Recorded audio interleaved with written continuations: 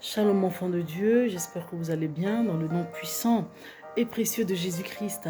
Alors ce matin, j'aimerais dire un grand merci à tous ceux-là même qui ont eu une pensée pour moi depuis leur position, me souhaitant un joyeux anniversaire. J'avoue que cela fait chaud au cœur, un moment pareil où on n'a pas forcément tout le monde autour de soi, mais quand on réalise que des personnes qu'on n'a jamais vues, des personnes qui ne nous ont jamais côtoyées, nous adressent un message d'amour. Oui, pour moi, c'est un message d'amour. Te dire joyeux anniversaire, c'est parce que l'on te porte dans le cœur en pensée. Et cela fait vraiment plaisir. Que Dieu vous bénisse. Merci du fond du cœur pour cette pensée d'amour à mon égard. Soyez bénis depuis votre position dans le nom de Jésus-Christ. Alors, je profite pour vous partager une parole d'édification, une parole qui va vous faire du bien. Et cette parole-là va vous permettre de savoir faire vos choix, de connaître votre position, sur pourquoi même vous êtes ici-bas. Amen.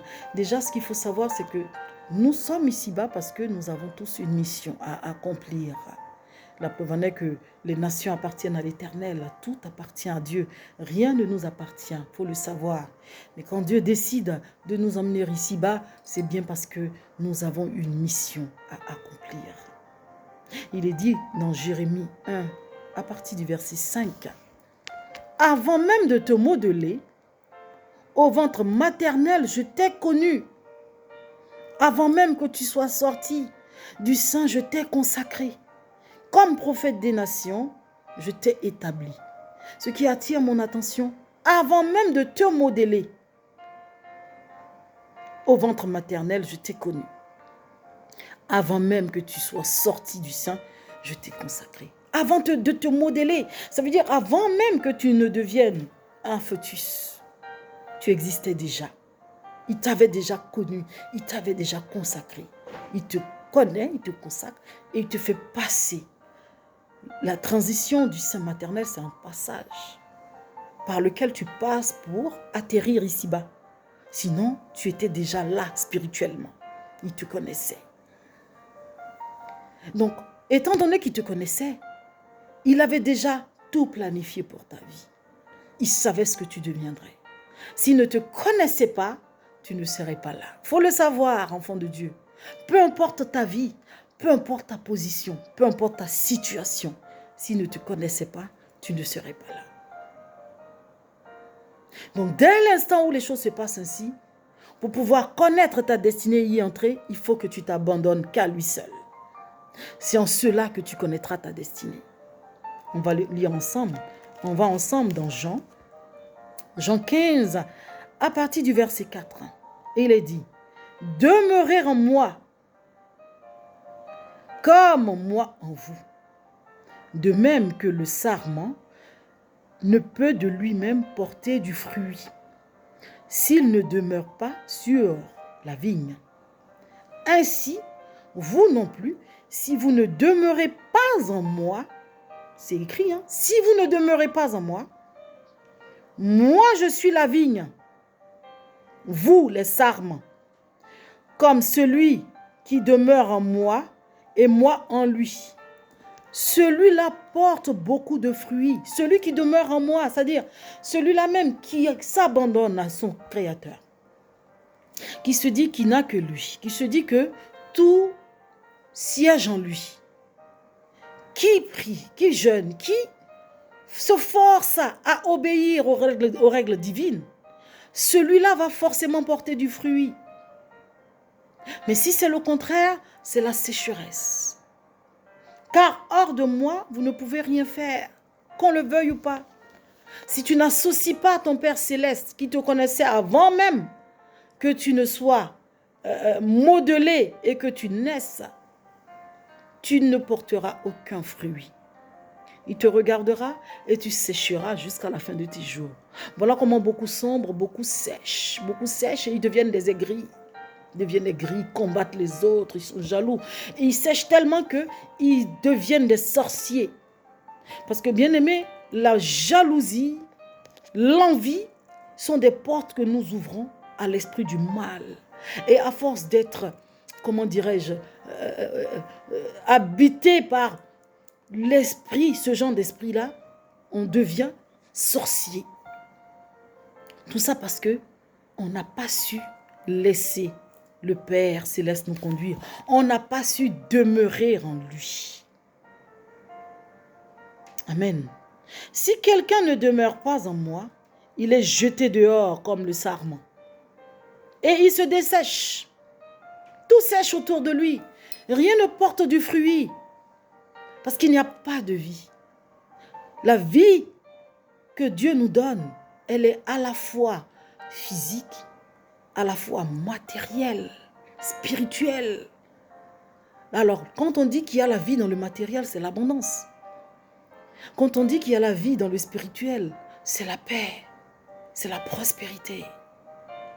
Quand on dit qu'il y a la vie dans le mariage, c'est la joie, le bonheur. Donc, lorsque nous demeurons en lui, on a la vie en toutes choses. Mais quand c'est le contraire, c'est la sécheresse, la désolation, la tristesse. Il est jeté dehors comme le sarment et il se dessèche. On les ramasse et on les jette au feu et ils brûlent. Si vous demeurez en moi et que mes paroles demeurent en vous, demandez ce que vous voudrez et vous l'aurez, comme la gloire de mon Père, que vous portiez beaucoup de fruits. Le but principal de notre Père Céleste, ce n'est pas que nous soyons ici-bas pour errer. Ce n'est pas que nous soyons ici-bas pour envier autrui, ou combattre autrui, ou jalouser autrui. Ce sont des attributs des démons. Le but de notre Père, c'est que nous soyons dans une gloire, une félicité, une abondance totale. Mais comment y entrer? Comment accéder à toutes ces promesses? C'est de demeurer en lui. C'est de nous abandonner à lui. C'est de faire ce qu'il nous demande, les prescriptions divines. Il y a aujourd'hui des gens qui ne comprennent même pas que l'or et l'argent appartiennent à Dieu. Ils ne comprennent pas. Ils se disent que c'est utopique. Ça, c'est ce qu'on dit. Si tu ne vas pas, si tu ne cherches pas, tu n'auras pas. Et ils s'abandonnent au mal. Ils s'abandonnent à des complots d'assassinat pour pouvoir s'enrichir. Ils s'abandonnent à des complots, à des pratiques occultes qui ont pour but de verser du sang pour s'enrichir. Alors que pendant que tu cogites à ce genre de choses, il te dit qu'il te connaissait. Peux-tu faire cette rétrospection de ta vie, tes gains, tes pertes, et voir ce qui a favorisé à un moment donné ton talon d'Achille, c'est-à-dire ta pierre d'achoppement? Qu'est-ce qui n'a pas marché? T'es-tu posé la question un tant soit peu? Te dire, c'est parce que j'ai abandonné la main de mon Père que cela m'est arrivé. Ou c'est parce que je ne suis pas assez connecté au divin que je subis ces choses-là. Quand tu t'essaies à tout, aux pratiques, à tout ce qui ne glorifie pas ton Père, essaie-toi un peu. Hein? Dis-toi que tu t'amuses, par exemple. Essaie-toi un peu à te connecter au divin. Tu verras la différence. Comme un serviteur le disait, Dieu ne gâte pas son nom. Il ne gâte jamais son nom. Quand on le met à l'épreuve, il agit. Donc, essaie un tant soit peu de te connecter et tu verras toi-même la transformation de ta vie. Comment les choses iront de plus belle pour toi. Amen. Demandez ce que vous voudrez et vous l'aurez. C'est la gloire de mon Père. Comme que vous portiez beaucoup de fruits et deveniez mes disciples. Comme le Père m'a aimé, moi aussi je vous ai aimé. Demeurez en mon amour. Si vous gardez mes commandements, vous demeurez en mon amour, comme moi j'ai gardé les commandements de mon Père. Et je demeure en son amour. Je vous dis cela, pour que ma joie soit en vous et que votre joie soit complète. Amen. Donc pour que la joie de chacun de nous soit complète, c'est de demeurer en Christ. Tout siège en lui, que ce soit l'enfantement, le mariage, la richesse, le bonheur, la gloire. Tout siège en lui, enfant de Dieu. Tout, rien ne siège ailleurs. Rien ne siège dans le monde des ténèbres. Le monde des ténèbres a pour but, comme je l'ai souvent dit, de t'appâter. Mais ce qui recherche, c'est ton âme. Sais-tu cela, enfant de Dieu? Ton âme, parce que ton âme a du prix. Et ton âme ne meurt pas. Ce qui meurt, c'est le corps. Le corps va dans la terre. Une fois que l'on t'accompagne à ta dernière demeure dans la tombe, le corps périt. Il périt. Mais ton âme, l'âme la même qui me permet de te parler, toi qui m'écoutes, l'essence, c'est mon essence, mon âme. Cette âme-là a du prix. Cette âme ne meurt jamais. Et c'est cette âme que le diable guette. Bien-aimés, tous ceux-là même qui ont trouvé des morts subites te disent que les couleurs sont plus vives une fois sorties du corps. Les couleurs sont vives. Les choses sont plus intenses. Les sensations sont plus fortes parce que notre être, notre vrai nous, mon vrai moi, c'est l'âme, c'est l'esprit. Et c'est ce que le diable guette. Donc si tu ne te connectes pas au divin, à ton Père céleste, afin qu'il te montre le chemin de ta destinée, afin qu'il te dise ce pourquoi il t'a emmené ici-bas et que tu te ferais toi-même des chemins. Parce que tu te dis, mon âge avance, je ne suis pas encore mariée, oh là là, le temps passe. Ou alors tu te dis que vraiment ça ne va pas, j'ai trop prié, ça ne marche plus, il faut que j'aille faire un peu. C'est pas possible, mais c'est pas possible. Tu iras donner ton âme. Non seulement tu passeras à côté de ta destinée, parce que ce qu'il va te donner sera pas ce que ton Père céleste t'a prévu, t'a réservé. Tu donneras ton âme. Et c'est en cela que tu vas trouver malheur. Parce que lorsque tu auras fini d'être dans cette petite joie, parce que c'est pas le diable qui t'a modélé, hein, qui t'a conçu, hein. C'est ton Père. Mais le choix que tu as fait va te fermer. Et les portes terrestres, mais aussi du ciel. Parce que tu n'as pas voulu patienter. Tu n'as pas voulu attendre ton temps. Tu n'as pas voulu te connecter à ton Père. Tu n'as pas voulu t'abandonner à lui. Se connecter, ce n'est pas compliqué. Aie déjà une parole avec toi, une Bible. Lis-la, médite-la, interroge le Saint-Esprit. Dis-lui de te visiter. Pars à l'église, célèbre les cultes. Écoute les messages des prédicateurs. Écoute l'adoration. Prie sans cesse. Il y a des heures de prière. Tu pries avant de dormir. À 2h, 3h du matin. Si tu sens que tu es réveillé, c'est que l'Esprit de Dieu t'a réveillé. Prie. Parce qu'à ce moment-là, il se passe beaucoup de choses. Prie. Veille. Jeûne. Intercède. Il aura une connexion divine qui va se dresser. Et quand tu avanceras dans cette manière de faire, il va te dire, regarde mon enfant, ce que j'ai prévu pour toi. Je l'ai expérimenté.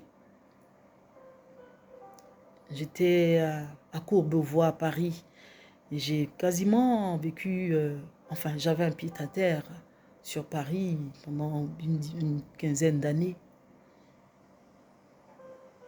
Et quand j'ai commencé la musique, l'Esprit de Dieu m'a montré le chemin. Il m'a montré le chemin. Et ce jusqu'aujourd'hui. Je demeure patiente. Je ne vais pas m'étaler, dire certaines choses, non. Mais ceux qui ont des yeux pour voir, voient. Ils voient la destinée. Et je demeure patiente. J'attends le temps favorable de Dieu. Cette destinée-là, je l'avais voulu très tôt. Quand j'avais commencé ma carrière, parce que je savais que c'était ça, cette destinée-là. Mais je la voulais tellement vite que, à un moment donné, je me suis dit, mais Why? Pourquoi ça tarde? Pourquoi? Mais plus ça tarde, plus il me prépare davantage. Plus ça tarde, plus il me montre qu'attention, il y a des choses auxquelles tu risques d'être confronté si tu n'es pas assez prête. Et si tu n'es pas assez prête, si tu ne m'as pas véritablement connu, que tu entres dans cette destinée, tu peux passer à côté du ciel. Je dis, oh Père, qu'est-ce que tu m'aimes? Qu'est-ce que tu m'aimes tant? Et je vous assure, bien-aimés, que si aujourd'hui j'y entre, je suis déjà prête. Parce que j'ai connu mon Père très tôt et il m'a déjà prévenu. La destinée, cela ne dépend pas de moi ni de toi, mais cela dépend du Très-Haut, enfant de Dieu. Laisse-toi guider, laisse-le te conduire. Ne cherche pas de solution ailleurs, n'aie pas de recours ailleurs.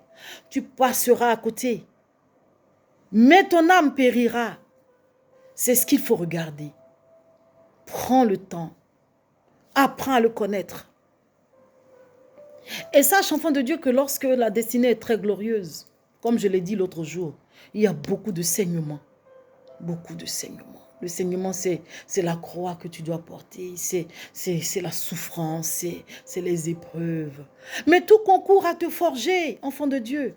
Tout concourt à te rendre mature.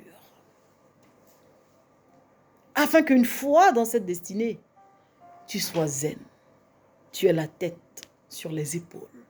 Tu puisses gérer. Parce qu'il y a des destinées qui sont tellement glorieuses qu'elles tuent. Parce que si l'on n'a pas été confronté à beaucoup de choses difficiles, l'on tombe dans beaucoup de choses. La drogue, l'alcool, le sexe, la pornographie, et j'en passe, les partous, des choses immondes, parce qu'on se dit, j'ai de l'argent, je claque, je fais ce que je veux, j'ai de l'argent. C'est au quotidien des célébrités, des grandes célébrités qui sont nantis, pas que même des célébrités, des gens nantis, fortunés, j'ai de l'argent. C'est rien ça. Et puis c'est comment dirais-je, c'est le monde à l'envers, quoi. C'est le monde à l'envers. Mais quand tu es préparé, quand la souffrance a été grande, quand l'épreuve a été difficile, quand la croix a été lourde, tellement lourde à porter, et que la trompette sonne, pam, pam, quand tu y entres, tu es zen. Tu es zen, enfant de Dieu, sache-le. C'était cette parole d'édification que je voulais partager avec tout et chacun de vous. Merci du fond du cœur pour ces vœux d'anniversaire. De là où vous vous trouvez, que Dieu vous soutienne. Toi qui portes ta croix, toi qui es souffrant, toi qui as des problèmes financiers, toi qui te sens isolé, opprimé, délaissé, toi qui te dis que tout est fini pour toi, toi qui penses que Dieu t'a tourné le dos, sache que tout ça concourt à ton bien. Fais du bien autour de toi. Ne rends pas le mal. Ne songe pas à te venger. Aie pour ami le Dieu d'Israël. Si tu t'ennuies, si tu n'as personne avec qui parler, si tu penses que le monde s'arrête, prends ta parole, lis-la. Elle te consolera. Et en cela, il t'ouvrira les yeux. Et tu sauras pourquoi tu es encore ici-bas. Même si tout le monde dans ta famille est parti, si tout est détruit autour de toi et que tu es encore là, connecte-toi à lui. Il te dira pourquoi toi seul vis encore. Portez-vous bien. Shalom.